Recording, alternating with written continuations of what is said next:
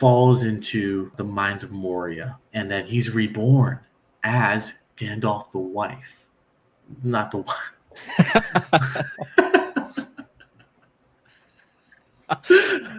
Oh, God. Gandalf the wife. No.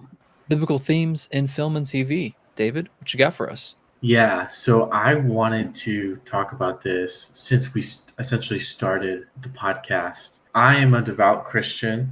So, as a Christian, we have the understanding in our worldview that the gospel story, despite either people's intentions, is kind of ingrained because it is the epitome of true love.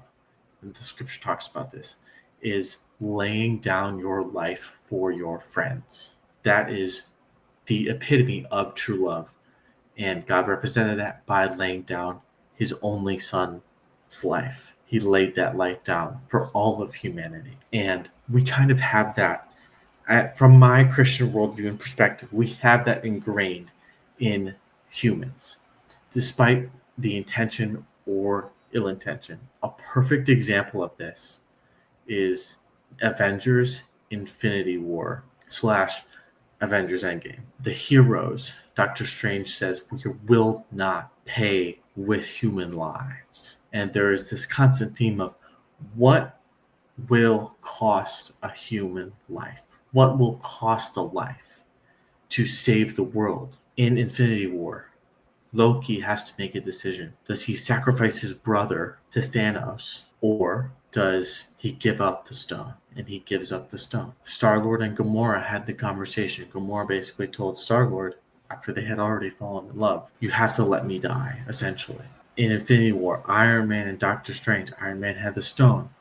And Doctor Strange was like, yo, there's one way that this happens. And that was, okay, you have the stone. And again, Doctor Strange had said, we will not sacrifice human lives until, at the very end, Iron Man willingly lays down his life, sacrifices himself to save humanity.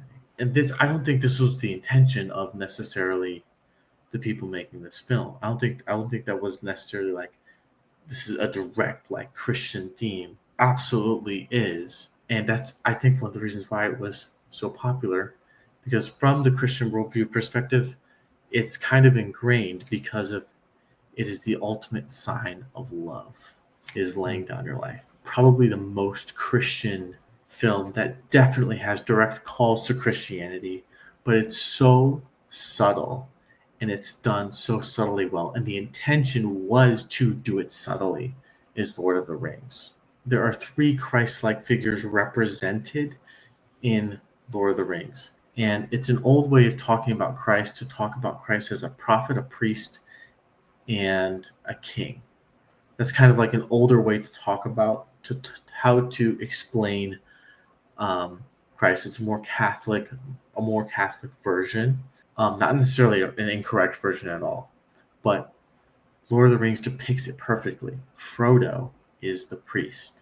He is going to sacrifice himself, much like a priest does in not pursuing worldly things. He's going to sacrifice himself to carry the ring to Mordor. Gandalf is the prophet. He's a teacher. He's the one that explains and is a wisdom giver. And he battles the demon, falls into the mines of Moria, and then he's reborn as Gandalf the wife. Not the wife.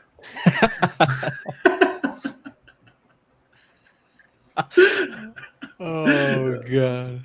Gandalf the wife. No. Gandalf the White. There's a death and a resurrection. Direct Christian symbolism. And then Aragorn. Aragorn's the king. He's the return of the king. He goes under the mountain. He goes into the realm of the dead, which the Bible specifically talks about Jesus doing, going literally to hell, going to the realm of the dead. He calls them back and he leads them in a charge, going down to the realm of the dead, rising again. Perfect, Christian symbolism there. The ring represents like wickedness, essentially represents sin and the desire and the temptation. Gandalf says he doesn't want it. And Frodo's the only person. He's the priest. He's the only person that can do it, that can carry the ring, because he's not tempted by it. Right. Gandalf is. So it's kind of like the perfect example. J.R.R. Tolkien was a devout Christian and obviously was very good friends with C.S. Lewis, who has multiple incredible books about Christianity. So that's kind of like the perfect representation, but it's done so subtly. That's like so subtle. Yeah. And like a normal person watching it who's not Christian doesn't even like know, but is just Me. seeing something Yeah. epic on screen. Have you seen K-pop Demon Hunters? No, not yet. Okay, I won't talk about that one because I really need you to see that one. Yeah, we'll talk. Yeah. But what I will say is a very important songwriter on the staff of that movie. He said some of the songs were directly inspired by biblical values, and he himself grew up with Christian values. And then another one that I think is kind of, some people are going to really hate this. I'm watching Has Been Hotel right now, a completely and utterly degenerate show. Like, if you think about it in terms of a Christian theme, it's the opposite. Like, these people are literally like, it's about show in hell with demons, and they're like the opposite of what you think a Christian show would be. But now we're getting into, there's a character in a fight sacrifices himself for his friends so his friends could live. And because of that, he ends up in heaven. He was in hell, now he's in heaven. Not biblically accurate or scripturally accurate at all. That's the greatest form of love based on scripture. Someone who lays down their life for their friends. I was super excited to talk about this because of my devout Christian faith.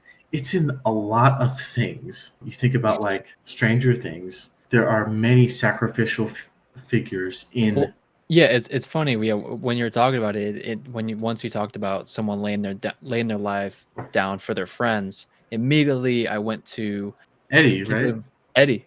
Was it Eddie? Eddie Eddie Munson. Munson. The Munster. Yeah, the Munster. Eddie's sacrifice was beautiful. And especially like the way that sacrifice like was earned because like you felt his I mean like by that moment you knew even before that moment like he loved Dustin, he loved those kids. That moment felt so much more rich because of that sacrifice, because of all that love he had for them. So, I mean, yeah, hearing you talk about the idea of the sacrifice, man, that's in so many films.